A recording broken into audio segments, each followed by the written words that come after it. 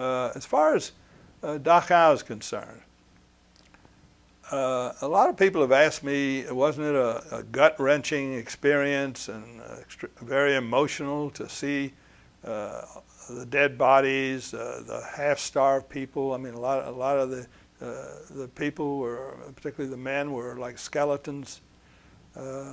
And I said, no, it really was not that emotional experience for me, simply because we knew nothing about these camps.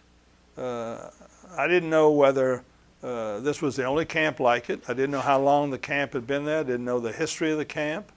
I didn't know whether there were other camps like it. I really knew nothing about the camp. I'm sure the generals and everything, they knew about these camps, but the average soldier knew nothing about the camp. And so we were not there to liberate camps. We were there to fight the German army, and that's what we were doing.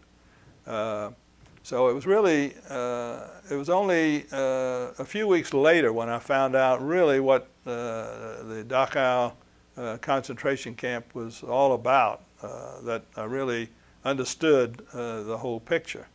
But that was several weeks later. A more emotional experience for me personally was later on, while we were on occupation duty in Austria. We were in Salzburg, Austria, and we were ordered to pick up several thousand Jews who had recently come out of a concentration camp and transport them to the Austrian Alps, Bad Gastein and Hofgastein, two of the finest resort centers in Europe before World War II. And so one morning we loaded up several thousand Jews in a whole convoy of army trucks, and we were driving most of the day, and late that afternoon, all of a sudden, throughout the entire convoy, we heard all kind of screaming and hollering going on. Well, all the trucks stopped to find out what the problem was. Well, the leaders of the group of Jews said that it was Friday. The sun was going down, particularly in the Austrian Alps in the afternoon. The sun went down early. The sun was going down, and the Sabbath would start. They would not travel on the Sabbath.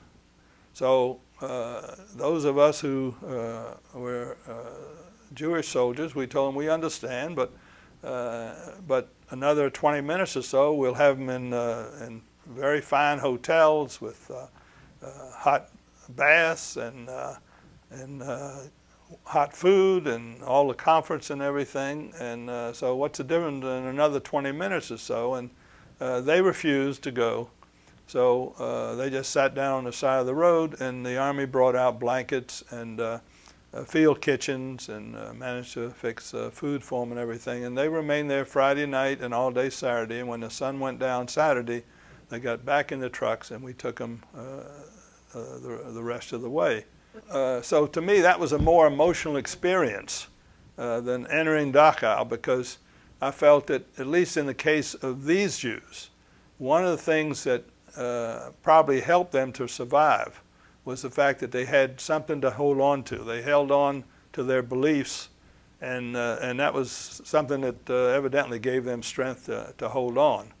And it turned out very good, because later on, Rabbi Bonin, our chaplain, set up schools for them to teach those who wanted to learn English and other things, whatever they could do to start preparing them for a return to civilian life.